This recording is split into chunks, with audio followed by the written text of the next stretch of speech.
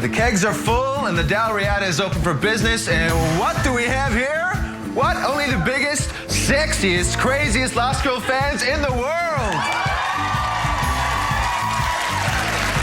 Welcome to the Lost Girl Season 2 finale pre-show.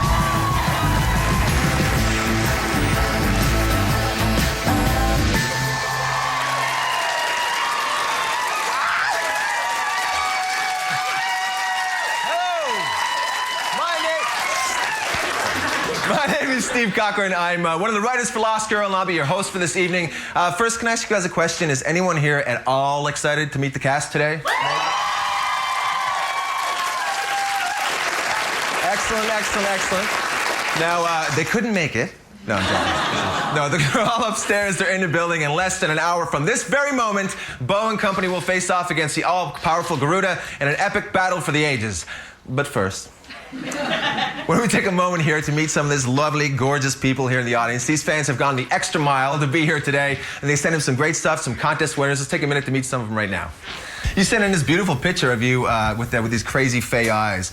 Now, I noticed that they're very, very blue. Does it hereditary, the women in your family, you can see their eyes from space? Is that the kind of yeah, it runs in the family, so I wish. Thanks so much for the photo, and thanks for being here. It's nice to meet you. You sent in, look at these pictures that she drew of Ksenia here. These are amazing. Kinzie, are you an artist? Is this what you do? Yes, it's what I'm studying. Oh, wow, that's great. These are amazing. I can draw SpongeBob. Almost as good as my 7-year-old. It's pretty good. Anyways, thanks so much. I'm glad you're here. Thanks so much. All right, guys. So now, for those unfortunate people at home who have not yet seen an episode of Lost Girl, and I'm talking to you, grandmother, we're going to take a moment right now and get you caught up and take you inside the secret society that is the world of the Fae. Here is Lost Girl 101. Lost Girl is a show about a girl named Bo. She is a succubus, which is a creature that feeds on sexual energy.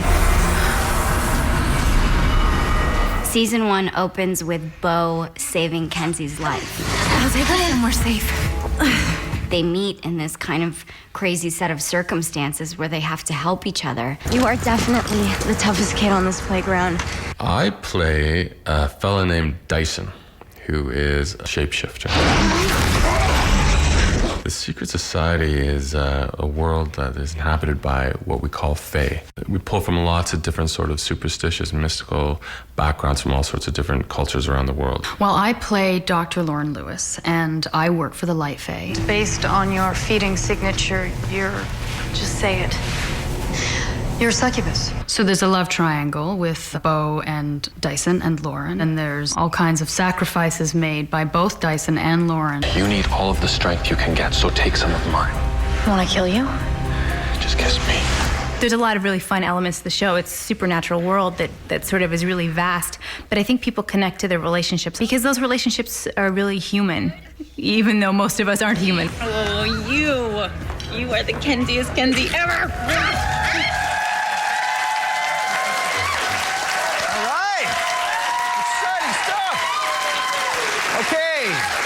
Well, now that we're all on the same page, finally, and we are counting down even closer to the big finale.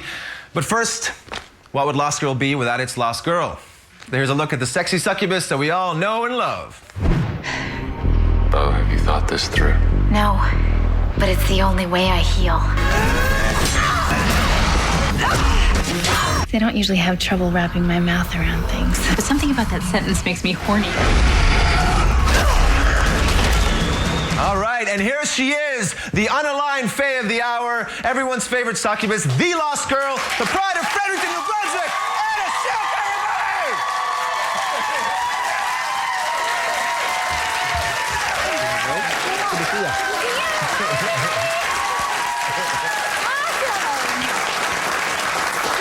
Awesome! How cool is this? This is fantastic. Can't help but notice that their Europlas was bigger, thanks to Sorry, no, the energy in here is amazing. I know, is this incredible? Yeah. Now, Anna, you play a succubus. I do. Let's just say it. Yep, let's just get it call out it there. out. Yep. You can kill people with sex. I can. How do you prepare for a role like that? Well, don't helped you prepare, really, for a role like that. Draw on personal experience, Yes, obviously. you do. Yes, I murdered people. Excellent. growing up. That's No, what I was trying to get. The police will be here in a minute. No, but seriously, what kind of challenges are there to play a role like Bo? Well, I think, Bo is obviously, she's a supernatural creature. You all know what she does.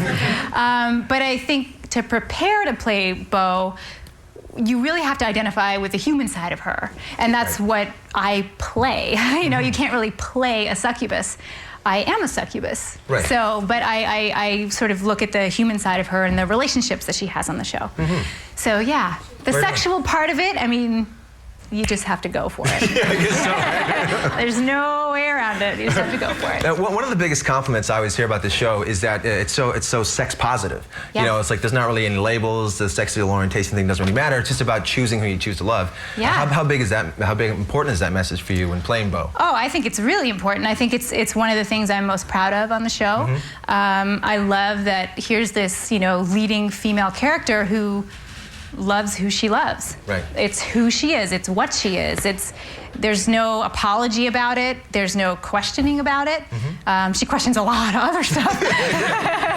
But she completely embraces who she is. Now that wasn't easy for Bo all the time. Her power was something she had to struggle with. It was her greatest source of shame for so long, and it becomes her greatest source of power. But the sexuality part of it is completely unapologetic and completely who she is, which I love. Yeah, there's a lot to draw on there. Yeah, and it's really great, and that's one of the greatest things about fan response to the show too, has been that aspect of who she is, and I'm really proud of that. Right on. Now, you meet so many fans. We have so many fans here today as well. But you meet a lot of people at Comic-Con, Fan Expo, and things like that. Is there any moment of sort of fan interaction that sort of just really hit you and kind of stuck there? Yeah, definitely. We've met all kinds of great people. Absolutely, yeah. And everyone has their own specific reason for why they love Lost Girl, and I love hearing all of them.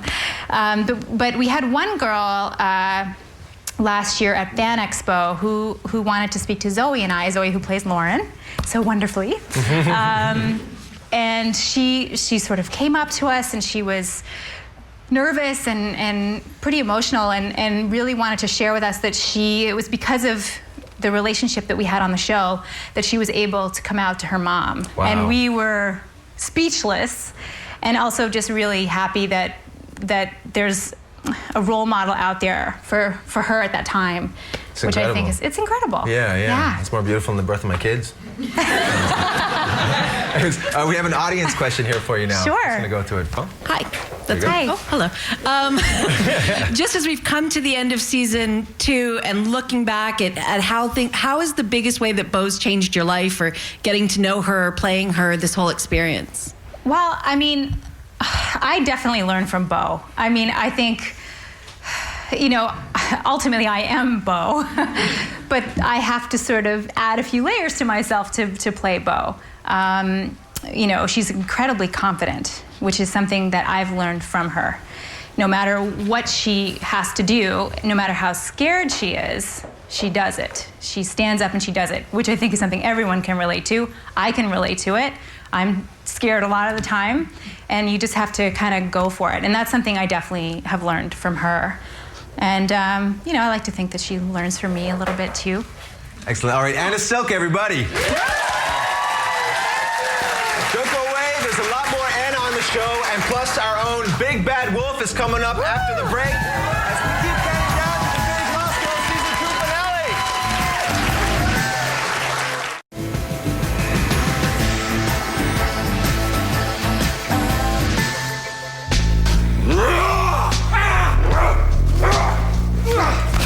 We're just orchestrating a scene here where Dyson wolfs out and attacks 4 minions at this case, but supposedly it'll be a swarm of minions coming at him, and he'll be taking them out. When you're having to act these moments out, you get caught up in the moment, and if it's a life or death situation, I actually injured a guy.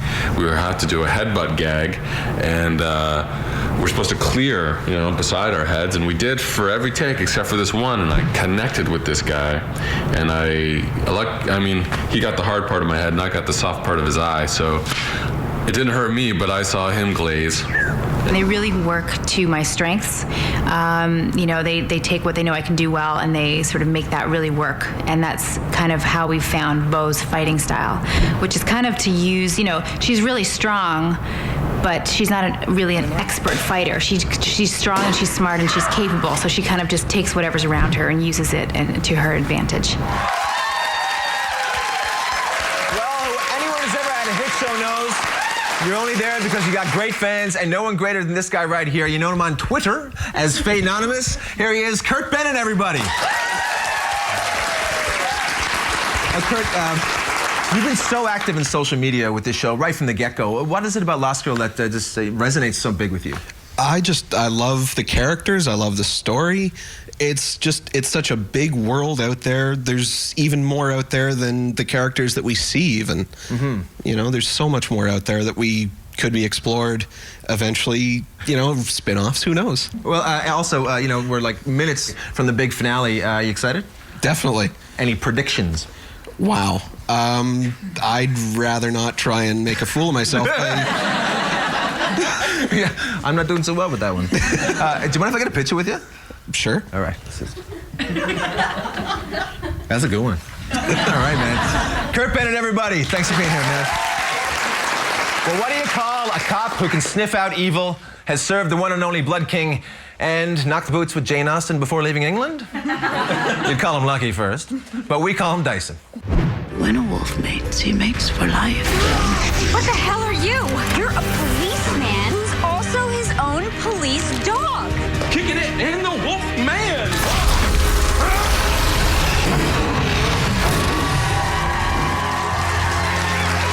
And here he is, live in the Dalriada, everyone's favorite motorcycle riding badass, Chris O'Leary.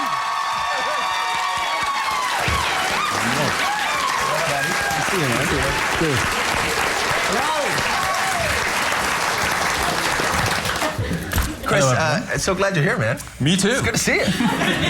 No, when you took the role of Dyson, there was a lot of sort of opportunities, sort of like banging on the door. But thank God for us, you chose to do Dyson. What is it about the? Me too. Yeah, there you go. Well, that's exactly it. What is it about the role that it just hits you so deeply?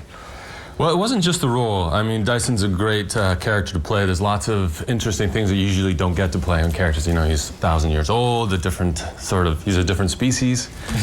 But it was also the script. Michelle Lovretta put such a great pilot script together, which aired as episode 8 for us in the first season. It was dark, it was complicated, there was some lots of great interaction. I just read it and I knew this was something that I wanted to do, so I threw myself at it. Now, I heard a funny thing the other day. The headshot you brought to the audition. Yeah. Can you tell us about that? Well, Dyson, he's a wolf shifter, right? So I found the best headshot of a wolf that I could find online and put it in there. I needed to get it into their heads on a subliminal level that I am an animal. No, man, that's commitment, I gotta say. Throughout the 2 seasons now, has there been sort of one defining moment that has sort of has spoken to you as Dyson? Like, what do you think is the biggest moment he's had? There's been so many with all the different characters. But if I'm gonna be selfish and just about Dyson, I'm gonna have to say episode 205, where we did the flashbacks and I really got to explore Dyson's sort of history.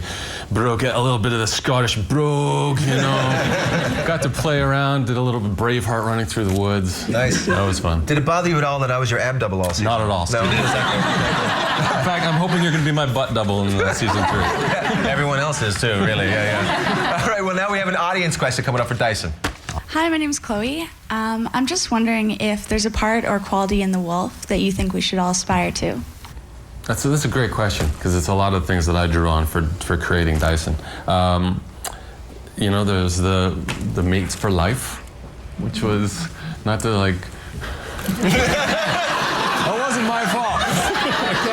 That one. I was trying, okay? Wolf's gotta live, though, Dog. Similar, slight offshoot. But yeah, loyalty pack, honor. We also got a Facebook question for you now. It's from a girl named Marion. And the question is going to read, what was it like for all the other actors to play each other in the episode Original Skin? And she specifically said, I enjoyed watching Chris play Kinzie, and I think we all did. Well, what was that like for you, man? I got really lucky, first of all, because Kenzie's such an awesome character to play. You know what? That episode was amazing for all of us. Yeah. It was... And that's the real side of Chris, you have to know. Dyson's the construct? Really? Yeah, I'm Kenzie inside. You know, it was kind of like, it was like theater school for all of us. We all really worked together. We were doubling up, pairing up. We were reading each other's lines to each other.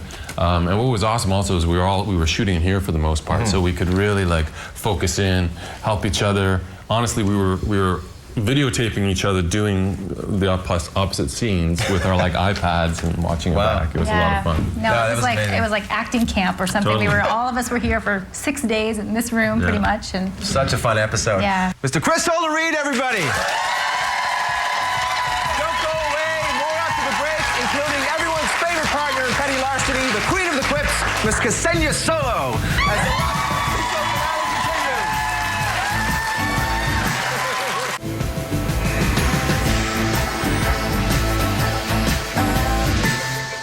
our whole look has gotten a great response from fans. You know, they love the wardrobe, they love the hair, makeup, and as an actor, you need those elements. That's really what defines you as the character in that role.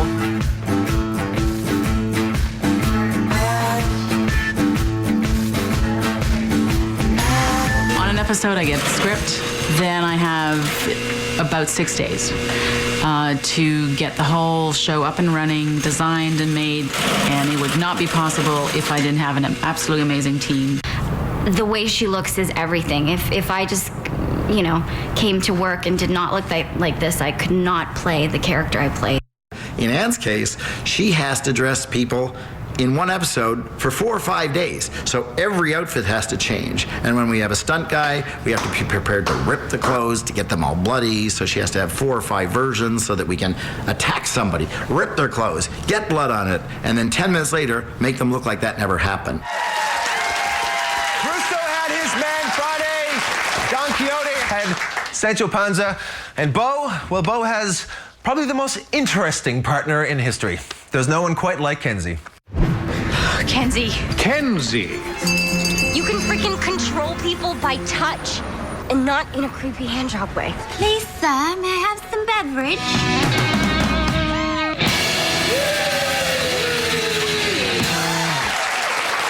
She's got kick-ass boots and a witch shepherd and any knife known to Faye. Ksenia Solo, everybody!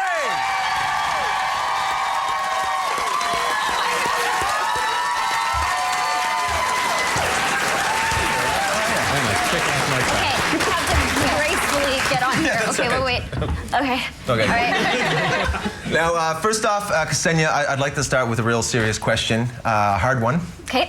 Do you know, or are you related to Han Solo? Yes. Excellent. Crazy uncle. I see him, you know, every Christmas. It's not a big deal. Okay, no, but seriously, Kenzie's such a colorful character.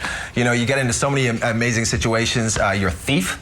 You have crazy Russian cousins. How much of Ksenia is actually in Kinzie? All of it. That's really You're just seeing my life unfold. No, you know, it depends. It depends on the weather. It depends on my mood that day. It depends on the scene, how much of me is in Kinzie. But on a serious note, I feel like as the series progresses, as we dive deeper into all the stories, I can feel and discover how much of me is really in Kinzie. And as she grows and evolves, I feel that I grow and evolve as an actor, as a person, as a woman. Yeah. So, no, she's definitely memorable. What's it like being sort of, you know, one of the only humans amongst this group of, you know, powerful people? it's pretty cool. Yeah? You know, the Fae kind of annoy me sometimes because, you know, the bad ones who are very disrespectful to humans and hate on them and only see them as food, you know, it makes me very angry. But it's very cool because my bestie is one of the most powerful, if not the most powerful Fae out there. So I feel pretty good. I feel pretty good when I'm by her side. If you could have a Fav Power, what would it be? That's such a hard question. I wish I could. I'm going to use an ice cream shop analogy. Is that okay? I was hoping you would. When you go into Baskin Robbins and they give you that pink spoon and you're so excited to try all the different flavors. That is what I would like for Kinzie. I would like her to have a Fav Power buffet. And I would like her to get to try everybody's powers because I find them all very fascinating. Wow, okay. I think we're going to go to an audience question now. It's for Ksenia. Right here. Hi, I'm Sunny, and you have the most amazing wardrobe your character does. I was wondering, what was your personal favorite item? I can't pick one. It's almost like every episode there's some sort of unique piece that I'm like, oh, I wish I was cool enough in life to wear this or to take home. But I love her shoes. I love her jeans. I love, we're very lucky on the show because we have a lot of custom-made pieces. Okay, now we have a Twitter question. It's from Gogo. Kinzie and Bo are only friends? Question mark, question mark, question mark, question mark. Or is there something more? Question mark, question mark. What do you think, ladies? I don't know. She's pretty sexy. So. I would say friends. But, I have had the pleasure of experiencing a succubus kiss. Yes. So that was pretty It was a great. brief Brief, affair. but I will never forget it. So I think, in terms of something more, they're like sisters. Right. That's kind of what makes this relationship so unique. And but I don't know if it will go beyond that one kiss we shared. Really? Although it was lovely. Sure? It was lovely. That's so true about your characters. You guys are so tight on the show. And in a lot of ways, no matter about Team Dyson, Team Lauren, Kinzie and Bo are kind of like soulmates in a way, too. Yeah. Can you talk about that friendship, the relationship that it is for you guys? I think these two people were very lost and scared and living in their own worlds, and they were really both, if I can speak for the both of us, were living without a purpose in life, and by accidentally finding each other, they found comfort, and they found a home, and they found this rare friendship, and ultimately this love and devotion in a non-sexual way, which is very rare, I think, in this life. Yeah, and it was like instant family, and there was this unbreakable bond there from the very beginning. And it's true with Ksenia and I as well. We met in the bathroom right before our screen test. And we fell in love under those disgustingly ugly fluorescent lights. It's just, yep. So I think that it exists on and off the show, and it's been really very nice. And I think it's amazing because she could really just kill me. I could be food for her, but she doesn't. I don't. Friendship over food. Good to know. Yes. All right, Ksenia Stola, everybody. All right, guys, don't go away. A lot more Law School cast and behind-the-scenes looks as the Season 2 finale pre-show continues.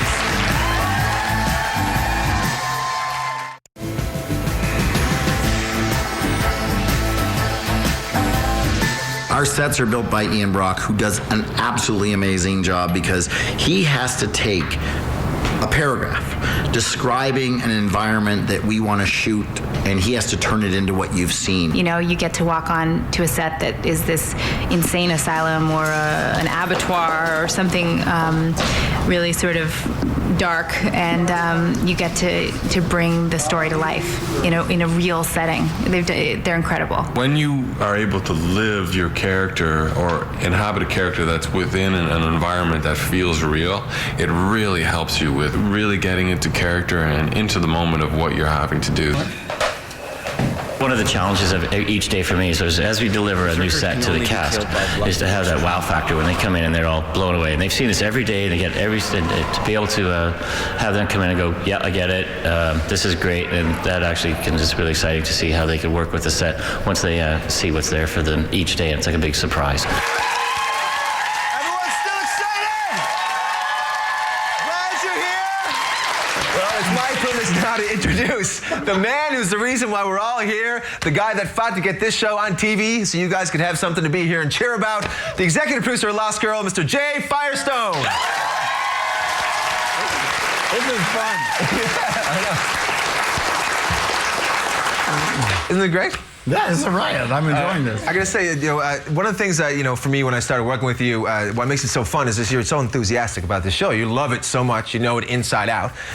What is it about Lost Girl that means so much to you? It was a hard show to get anybody to buy. I had this for years. I went around. You imagine going to a room and pitching a show about a girl who doesn't know who she is, doesn't know what she is, doesn't know if she's good or evil. She's bisexual and she kills people during sex.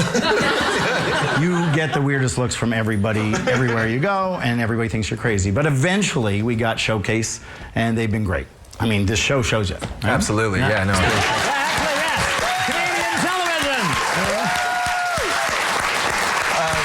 When you look at your history as a producer and all the shows, I mean, too numerous to really mention, but it's Femme Nikita, Relic Hunter, things like that. One theme keeps popping up, keeps coming back and forth. There's always this like kick-ass, badass woman in the lead. Do you like leather pants and weapons, or is it? I actually had a line I used to use that I'd rather see a woman kick a guy through a window than preparing dinner in the kitchen, sort of thing. And I actually don't believe there's enough shows on the air that show strong women, and so it's like I'm doing another one, I hope. Oh, absolutely. I enjoy this business. Oh, good, man. Well, I think we're going to go to an audience question now. Here. Hi, my name's Amy. So how do you feel about the global success of the show? Oh, it's a riot. I mean, the only thing I don't like doing is going on the internet at night and seeing everybody spoiling it for everybody else. But, no, it's a riot. And in fact, our cast is being flown everywhere and invited everywhere. It's big in Australia, it's big in the UK. And it's actually fun when we went to Comic-Con last year to have people from countries where it wasn't on the air who had been watching it. Thieves. So, yeah. Well, but it's been fun. The internet response is great, too. So. Jay Firestone, everybody!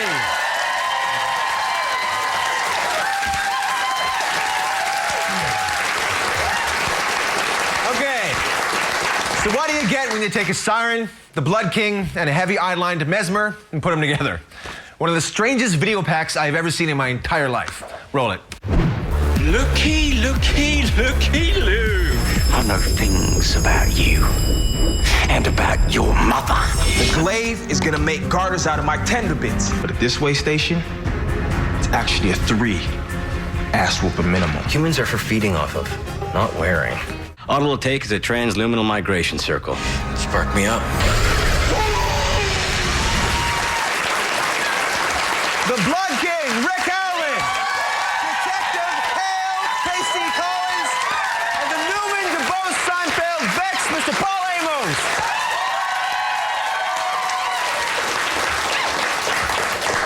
Rick, if I can start with you. Absolutely, Steve. You're the most knowledgeable Fae around, as they say. On the show, you have to say a lot about the Fae world. Yeah. We even call you Trickopedia. It's true. What's that like being like that as an actor on the show? Transluminal migration circle, Yes. for example. It's a tongue-twisting, mind-bending good time. I mean, it's great. I love playing Trick. He's a fantastic character to play.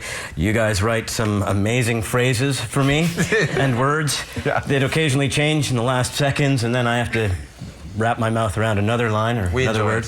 Yeah. The great thing about it, though, is you can actually search all those things online and find things like that. When I was a kid, to Google me meant something completely different than what it does now. But so Google away and you'll find the things that I'm talking about, which is really helpful for me. So I don't have to kind of just make it up into in my own head. It's actually somewhere somebody made it up in their heads 100 years ago or something. So no, anyway, you do it so well. KC, Detective Hale, 2 seasons in now. How do you find in what way do you find your characters evolved? Oh, well, he's gotten half naked. That's right.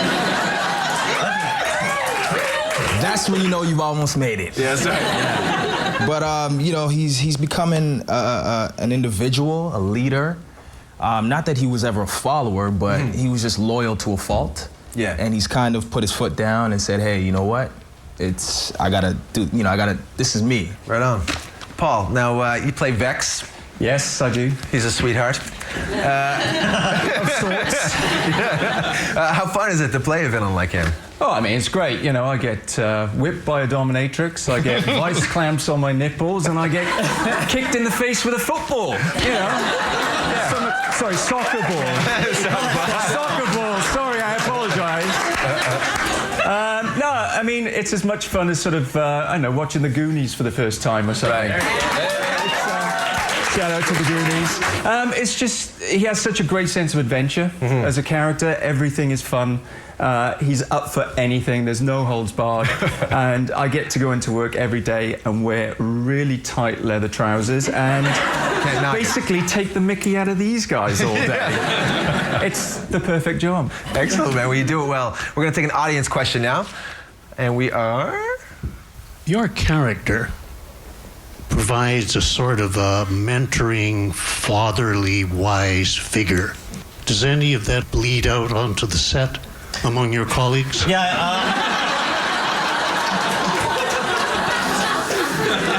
it all just kind of oozes out of me, actually.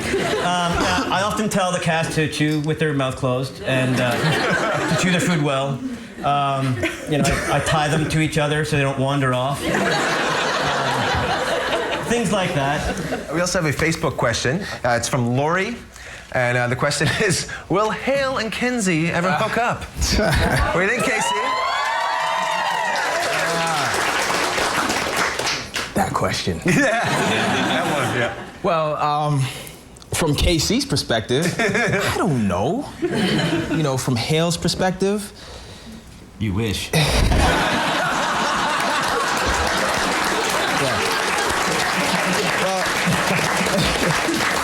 Here's the thing. He is the ultimate bachelor. So, therefore, I think deep down he really does want to give it a go, but he doesn't trust himself enough at this moment. Big thing to jeopardize. Yeah. Okay, we have another audience question here as well. Hi, this is for Paul. Hi, Paul. I'm Cynthia. Hello, Cynthia. And I would like to ask you, does Vex have any redeeming qualities? He's a really nice guy. They know what everyone's got. He's just misunderstood. Yes, he does. And I think more as the season goes on, I think you get to see a bit more of who Vex is. And he's not so bad, but he is bad. All right, guys, thank you so much. Rick Howland, Casey Collins, and Paul Amos. Don't go away. Bo's got a plan. We don't know what it is yet, but it's all going to come up in a few minutes from now as the Lost Girl pre-show finale continues.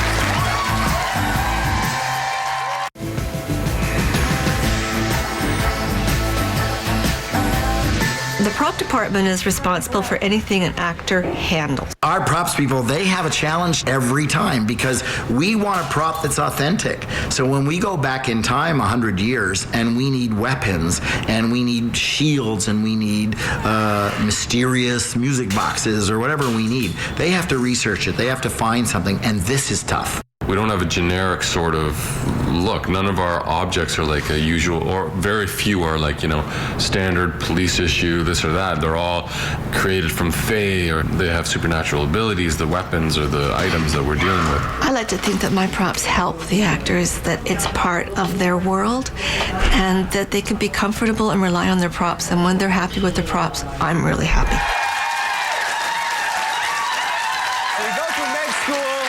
You go to Africa to help out. You discover a secret society called the Fae, and then 5 years later, you're sleeping with a succubus and fighting against a wolf for her. You know, that same old story. Here's a look at Lauren. As your doctor, I would be more comfortable with you choosing someone slightly less well-traveled. Can I sleep with you? From now on, the necklace stays on. Forever.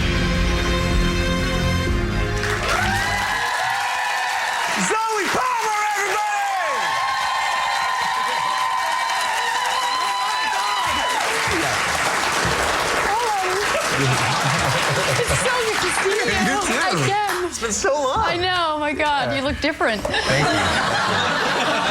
Had a little bit of work done. Yeah. We can sit up.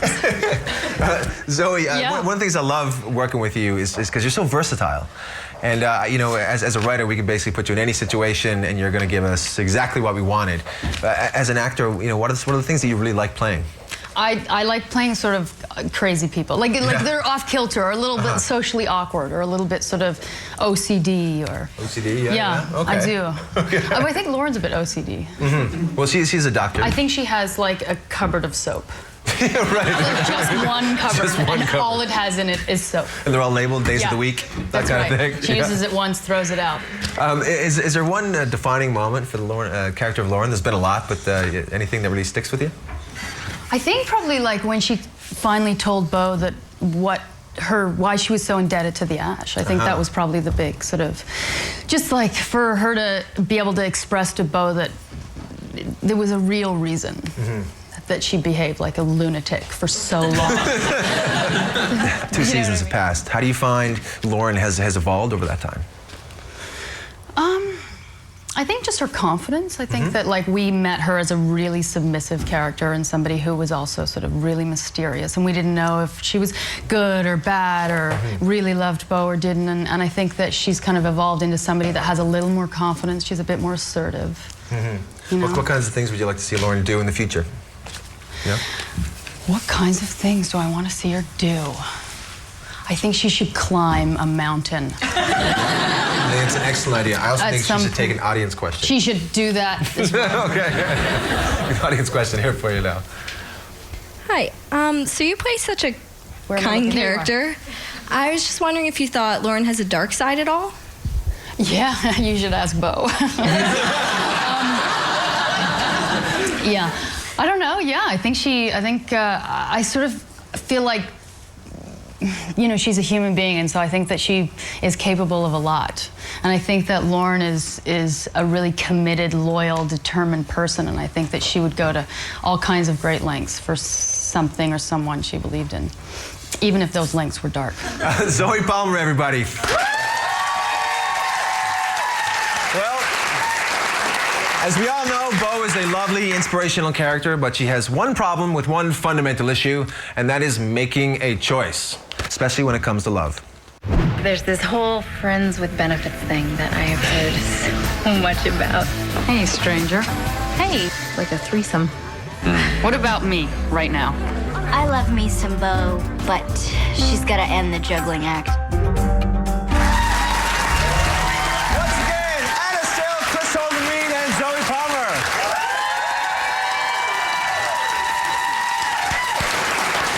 Now, guys, I was asked to take a quick poll before we started. Team Dyson! Team Lauren!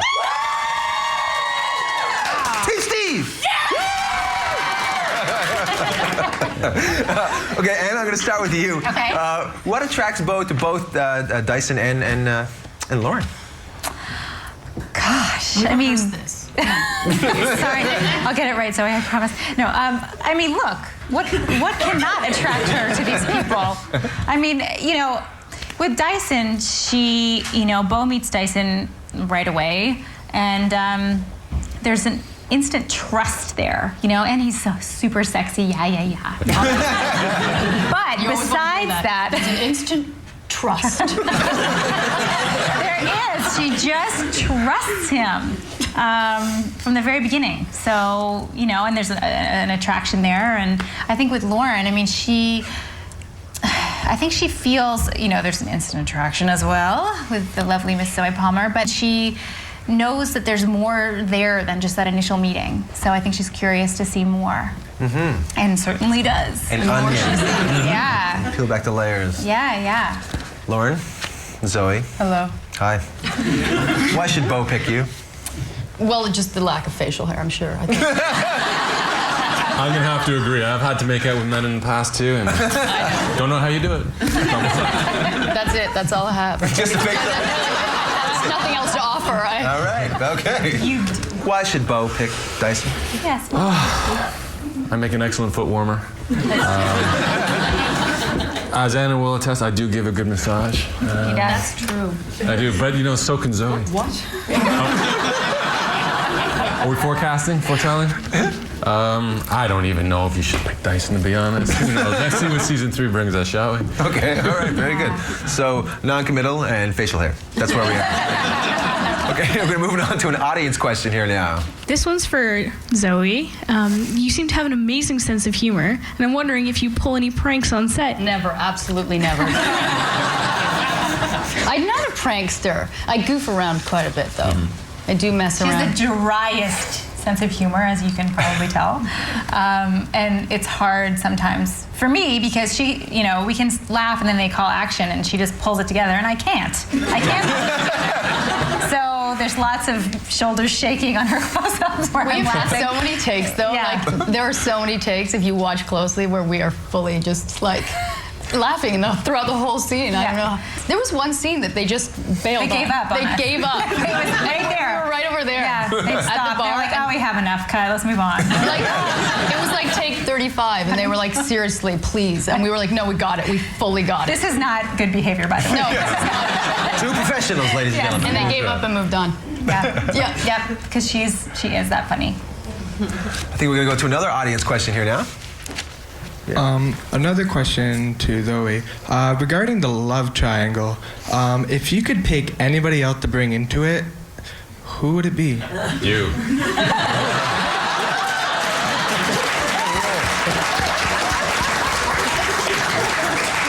Do you mean to make it more than a triangle? Like, or take one away and put someone else in? Like, so 4 people. A love square. Steve, without a doubt, Steve. This is amazing. I gave my $5 to Kinzie, though. But Kinzie and Lauren had a little. It was your imagination. It was my hallucination, yeah. But we had a little moment. That was a nice moment. I'm not going to lie. So maybe Kinzie or you. Kinzie, you're the writer. Guys, thanks so much for playing so nice. Everybody, the triangle.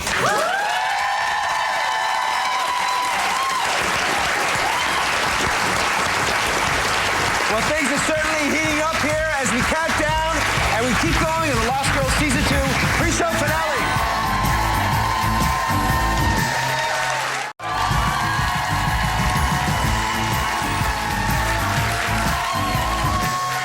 Guys, we are so close. I can feel like we're breathing down on our necks. But for those of you out there who have missed some of the bigger moments of Season 2, here's a recap of Season 2. If the ash doesn't get better soon, bigger and more organized baddies are gonna start testing. And that's not our deal. Deal's off! New successor to the Ash will be named. Something old has awoken. Something terrible. It looks as if we have ourselves a new Ash to crown. Hear me, Bob, what you got? Save me. I think technically I saved you. When are you gonna learn not to interfere in dark fight business? You'd be surprised how many of my transactions involve power tools. Well, you're gonna have to get through me first. And me. You'll pay. Blood King is no match for Garuda. Garuda? I can't do that. I can't do that.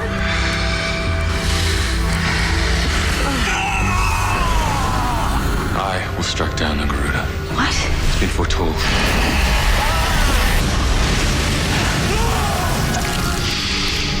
You must recruit the dark.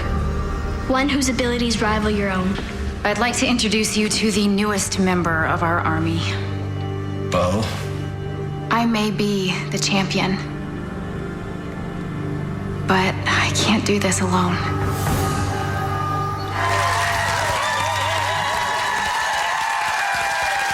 Ladies and gentlemen, the cast of Lost Girl!